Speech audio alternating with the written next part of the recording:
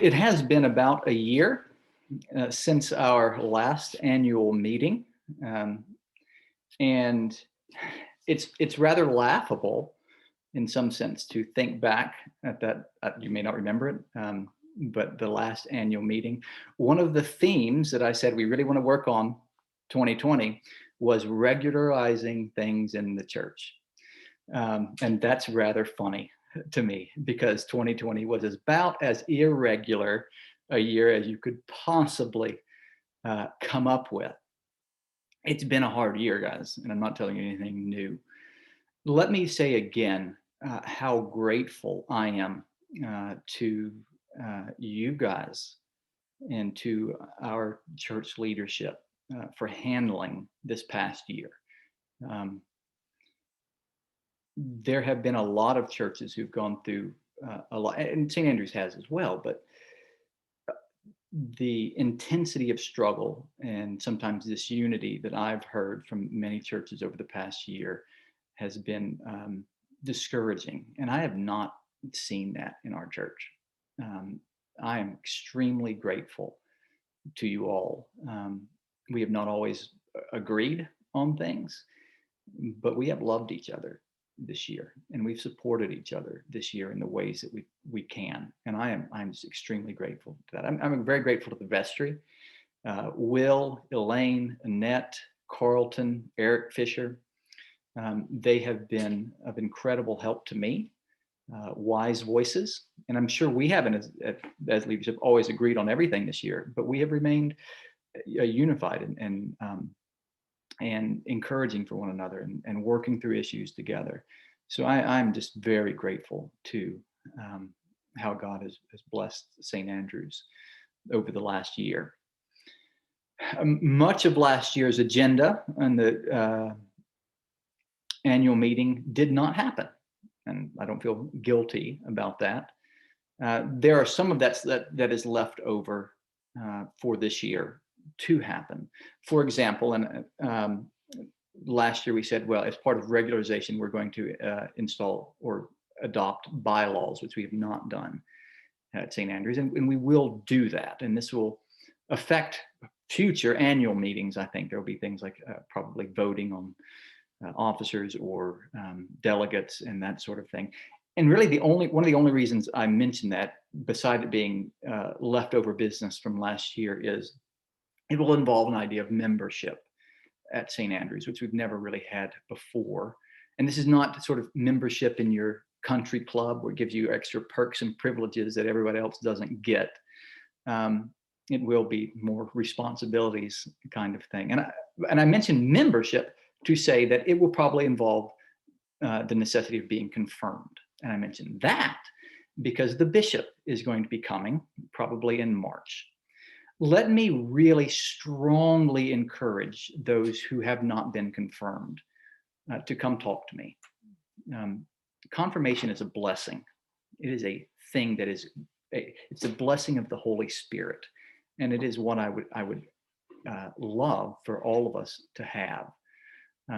So let me strongly encourage you. There's not much time between now and the bishop's visit. This was just recently scheduled, that he would like to be with us in March. And of course, it is up in the air given health and travel restrictions, and who knows what March will look like. But that is the plan. And so I would strongly encourage those who have not yet been confirmed to come talk to me about being confirmed. Most likely, once we enact the bylaws, being confirmed will be a requisite for being a member. So that's carryover from last year. Now I want to look a little bit forward to this coming year, and do so by, to some degree, looking back as well. And I don't need, excuse me, I don't need to recount all the challenges that we've had. We know those well. I would like to look back at some of the good things that happened last year and things I want us to build on over the coming year here in St. Andrews. And as I prayed over St. Andrews and prayed over the past year, one of the first things that struck me as being really good for us at St. Andrews was the fact that we were praying together more. Increasingly, I think we're coming to realize, and a difficult year will do this for you, help us come to realize the important role that prayer plays, both in our relationship with God and with our relationship with one another. And I'm not talking about just asking God for stuff, making requests of God, help me, help this person. I'm talking about the role that prayer plays in building relationships, building community, both with God and with each other. There is few things, I think, like talking to God together that does build up the church, the people of God. And I think we've done more of that this year together than we have in the past. So I am very grateful. I will confess, and I am a priest, I will confess, I'm not what, it seems to me there are some people who are just natural prayers. I've never felt myself to be one. I do it faithfully and regularly. But it is work. It is real work for me, as it really is, should be for all of us. We should work hard at prayer. And you guys have helped me this year pray regularly. So I really appreciate our women's prayer group that meets faithfully, and they do very good work. Praying for needs that we know of, praying for the church. So I appreciate Care for helping lead that. I appreciate the prayer team that has been formed over the past year. Christina, Lindy, Drew, Susan, people who've committed to help pray. The prayer books that we received this year. Thank you again to those who supplied the church with the books. And I also want to thank Ron for helping us work through classes about the prayer book this past year. Many of us have found it to be a rich resource for praying and devotion and doing that together. It is a book of common prayer, prayers that we say together. And then there's been the morning prayer and compline services during the year, during the week that we have. I know that for many of us, Zoom has been a curse. There are lots of people for whom it has been an absolute drag being on Zoom. But for others, it has been a real lifeline during the past year. It has allowed them to connect and pray together. And I have been richly blessed by those who have joined us for morning prayer and compline. And these are things that are going to continue. Both the morning prayer and compline services are we have no end date for these things. We're going to continue to do them. Now, those times, Tuesday, Thursday morning, Wednesday, Friday evening, do not always work for everyone to do. I do strongly encourage you, if you can't join us for those times, to be working on other times when you can gather together with other people and pray. We need to communicate as a family together, and not just in church settings, but in prayer, communicate with our God together and building those relationships. So if there are those who are interested, who really want to be praying with other people, but the times we have set up don't work, let me know. I really encourage you to be doing it. It is a true blessing. And as the year goes on and we are more and more comfortable being able to meet in person with one another, that will be a good avenue to do that. Maybe you say once a month, once a month I can host people for an evening of prayer. And we'll be able to do that in person instead of on Zoom, because I do know that for some people, Zoom, it's more of a hindrance than a help. We've talked about later in the year, as we become more and more comfortable being together, we'll have times of extended singing and prayer together, times where we will gather together. And I promise you, I will not preach. We will just sing and pray together. You won't have to listen to me talk. I know there's a number of people who really long for being able to do that, just to gather and sing praises to God and to pray with one another. And we'll plan to do that as we become more comfortable. I say as we become more comfortable. And let me take a moment, just as that popped in my mind, to say, we this year will not all be on the same timeline as for being when we're more comfortable doing things. Um, so once again, and I've said this before, uh, let us love one another and not insist that everyone be on my timeline. Let's be considerate. There are those among us who really who have medical conditions and things that are reasonably calls them to really be concerned about being around other people. And we just view the world in different ways as well. So let us be considerate. We will work through this year, and we'll be considerate of one another.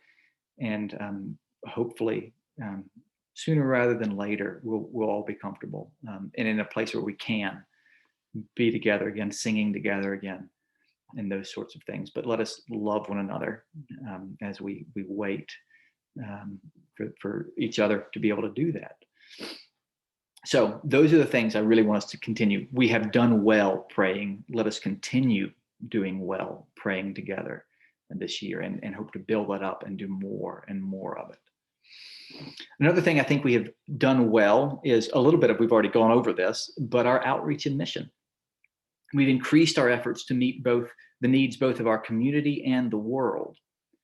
And I'm happy to see that these efforts include both help at large, if you will, and as well as personal care. Here, and I'm going to list some things we've done over the past year beyond our normal giving, right? Beginning of the year, Sarah Mitchell said, I really have a heart for foster care, and I'm going to, so she initiated and organized a book drive for foster families. That was a great thing. And I think the church did well in responding and helping out with that. And of course, the Nebbias then also were involved in foster care. Shuey has organized our work beginning to help the Lighthouse and providing food and sandwiches food for the food pantry, and then sandwiches for their bagged lunch program. Drew has done a lot of work with his Dream Builders organization, building desks for families in need. And we were able to help do that over the last few weeks. These are all great things that we've been able to work on.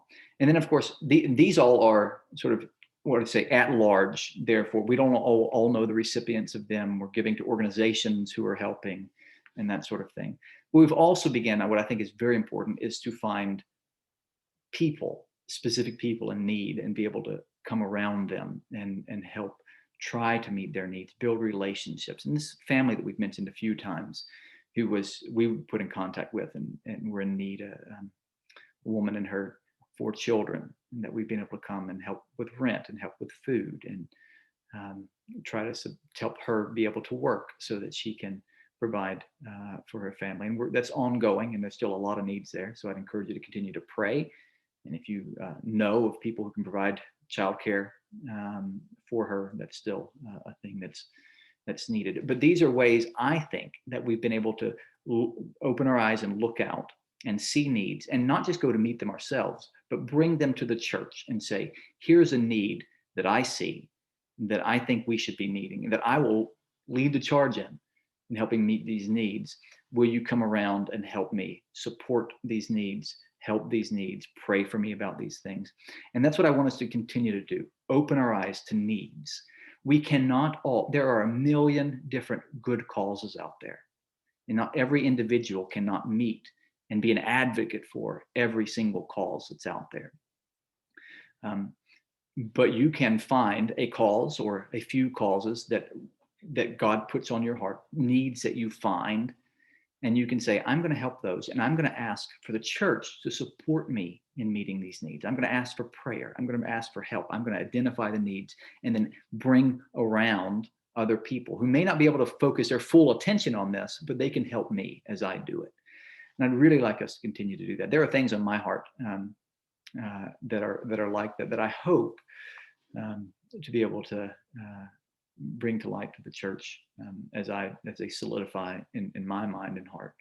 But I want all of us to have our eyes open. Where are needs? Physical needs, spiritual needs.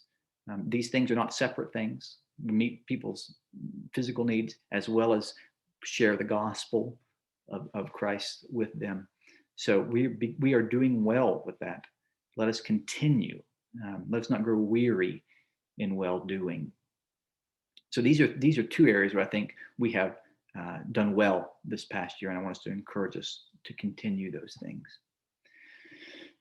Now, of course, we have no idea how the coming year will play out. Regardless, however the year plays out, we have the responsibility to continue to act as the people of God, to continue loving God and people, helping those in need, sharing the truth of the gospel. We also have the responsibility of teaching our children the faith. This is something we've talked about before, and many of our plans were derailed by COVID. And that was the year as it has been, and I don't necessarily think we should feel guilty about plans being derailed. But we really can't put off catechesis, teaching our children the faith, indefinitely. Now, I said this morning that primarily it is the responsibility of families to do that, mother and father, to raise children in the faith. But it is the responsibility of the church to come alongside and encourage, strengthen, provide resources and help for families to teach the children the faith. And in a sense, all of us, whether we are parents or not, have a responsibility.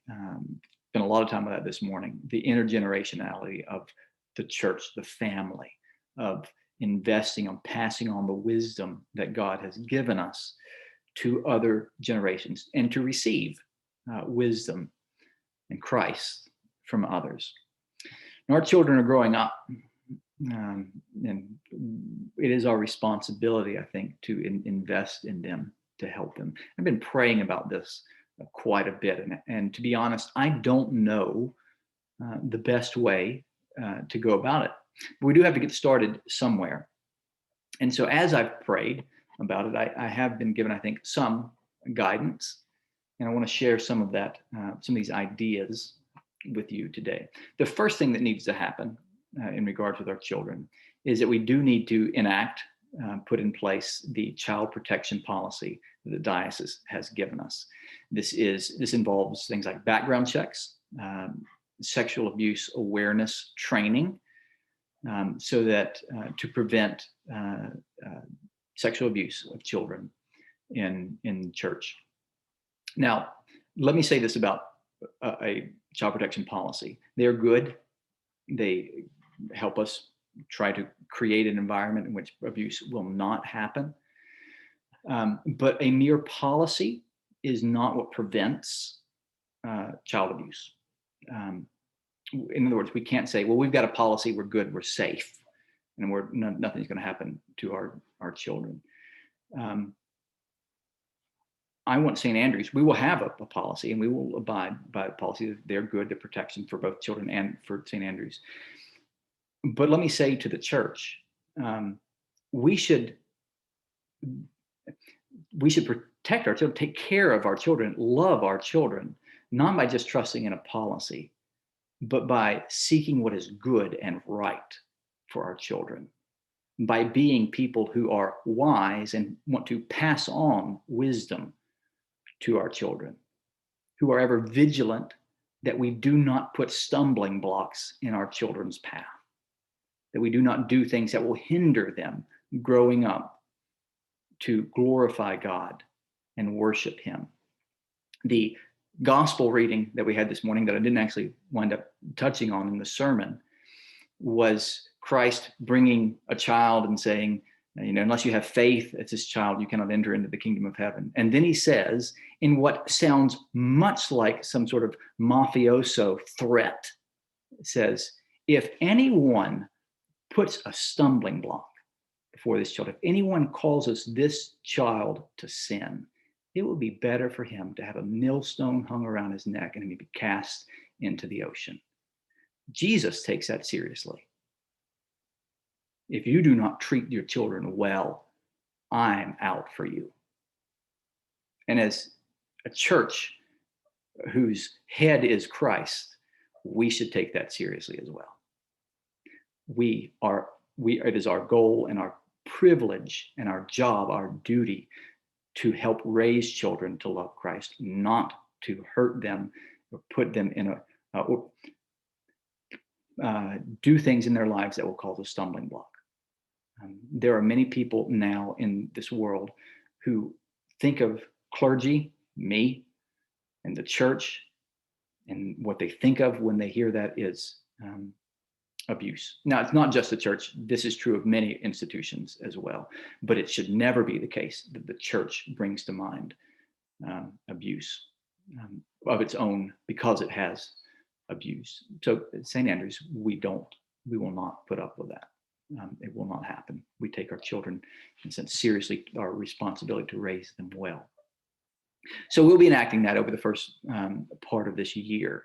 And this, as I said, will involve training for anyone who's going to be volunteering with our children, which quite honestly should be all of us, and background checks and things like that.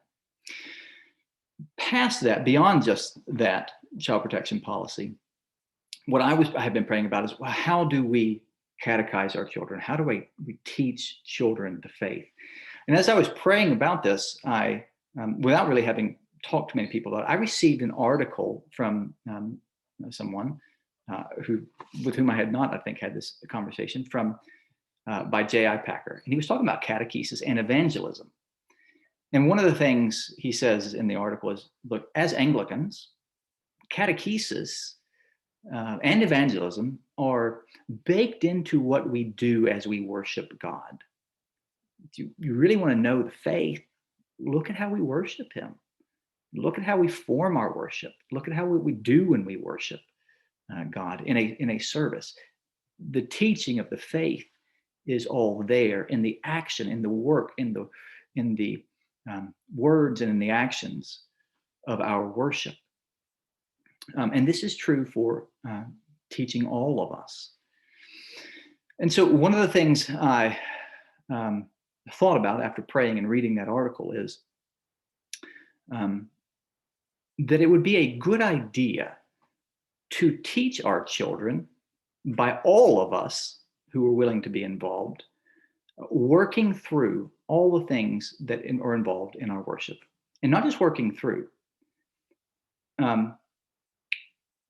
I would like us to go through and make together everything that we would need for a service.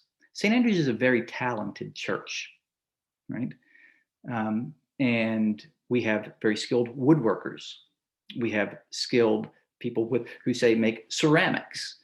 We have people who can work with linens, all the props, all the things that express the faith and teach us about faith as we worship, we can make. And in many cases, we have. I would like us to make, and I'm working on making a list of those things that we need for worship. I would like us to make them with our children, even down to, say, the bread that we use for communion.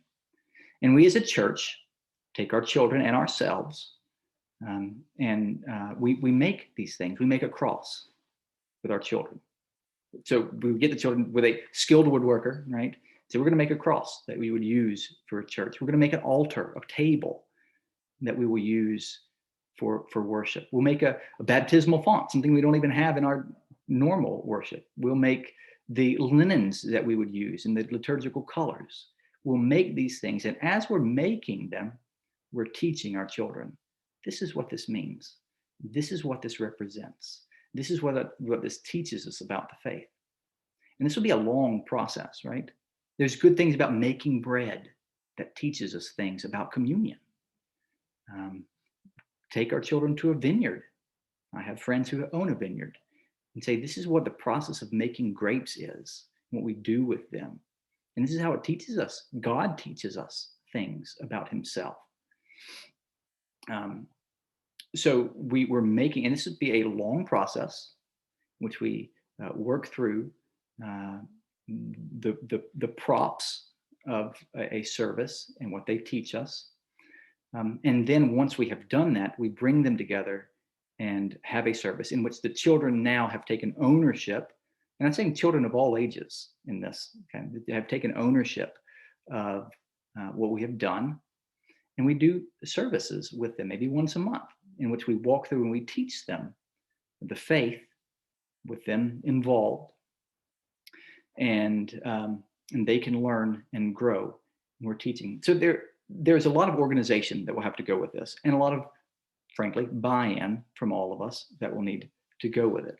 But there are certain advantages, I think, that would be very helpful if we can indeed pull this off. One, it gets us doing things together. Now, we won't all be involved in every step.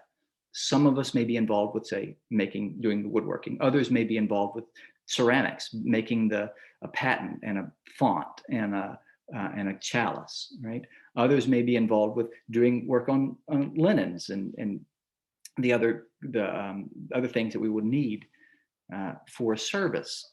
But it gets us doing things together, and it gets us doing things intergenerationally. So there will be masters, people who are wise in woodworking, in a sense. They know how to do it. And there are people who need to learn to receive that wisdom and to be around young people with old people. And as you work, you learn things together. It's not just formal lessons where we sit down and say, I'm going to teach you the creed, right? I'm going to teach you things about life. In Deuteronomy 6, we looked at this morning, there was the idea that you teach the creed to your children as you walk in the way, as you sit down in your house, as you get up, as you live life together, you teach each other and you grow. So we would do that as we would work together on things, teach each other things about the faith. It is, as I said, intergenerational, and I think that's important. Those who have skills, older people with skills, teaching younger people. And this is not just our little children. I would look forward to learning skills myself. And I will learn about the faith, I think, through doing them.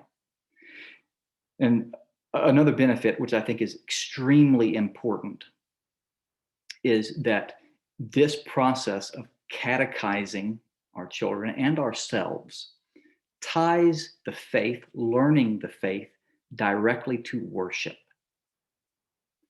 Often, I think, in classes, which are good, I'm not demeaning classes, they're helpful, but it has a way of separating the faith from our worship, from our life. This form of teaching the faith to our children and to ourselves ties it directly to the worship of God, which is the end of catechesis. Worship is the end of catechesis. And so I do not want to have a form of catechesis that divorces it from worship. And so what I would ask us to do is to be involved. Once again, this is going to take a fair amount of organization and prep, and it's going to take a long time, and that's fine with me. This is not something that's going to be done this year, but it is something that can be started this year. I'm in the process of making a list of things that we would do together. And then I would get that list out and say, all right, I need volunteers. I need people to help to do this aspect of things, or to do another aspect of things, or people who will come and just, even by your presence at this thing, will teach the importance to children of what's happening. And you can help teach. I am not the best teacher of children. Some of you are far better at teaching children than I am. And you may not be good at doing woodwork, but you're good at teaching children. And you can take truths and pass that on to them. And you can be of help to us. I think our musicians could be really helpful in teaching our children music and what that means. And that would be a part of that too, because music is a part of a service and worship. So our musicians can help teaching our children music and what that means to worship and the faith as we sing. So what I'm asking for is sort of buy-in to this, to commit to teaching, helping pass on the faith as we have received it to our children. More details will follow as I work this out. But I really would like all of us to be involved, so the children recognize they're not just a separate thing. I don't want to just send our children off to the children's ministry wing of the church and say that's all the teaching they need, just from those people. Now, we will eventually get back on Sundays to what we normally have done. This is an addition to that, but it is a full family involvement in our children. So that is the direction I would like us to head in, and that will depend on my leadership and organization getting this going, but also your buy-in to this as well, the commitment to invest in our children. It will take more and more intentionality on our part, because I said this morning, we will get no help from society at large. We must be intentional in training and teaching our children and raising them in the faith. And I can promise you, as a parent of young children, I need your help as well. I do take responsibility for my children to raise them, but I need the help of the church as I do that. They need other older, wiser people to invest in them as well. So that is the main goal of mine for this year, is one, to continue the good things we have done with outreach and prayer, and then be pressing on towards moving towards teaching our children, which is, I think, a way of binding us together as well. So please be in prayer for these things. And please, in your prayer, be asking how you can take responsibility as well for being in the family and helping pass on wisdom that you have received to people younger than you who need it, and still receiving wisdom from those who are older as well. With that, I'm going to go ahead and end the recording. Those are my ideas and goals for the year. I will say to this, as with last year's plans, we take these plans, these ideas, we lift them up to God and say, here's the best we've got, God. Thy will be done, thy kingdom come, thy will be done. I have no idea what this year is going to be like. So we make a plan, we go for it with the understanding that God has the right and privilege to derail them at any point, and we still love him and obey him. So with that, in the name of the Father and the Son and Holy Spirit, amen.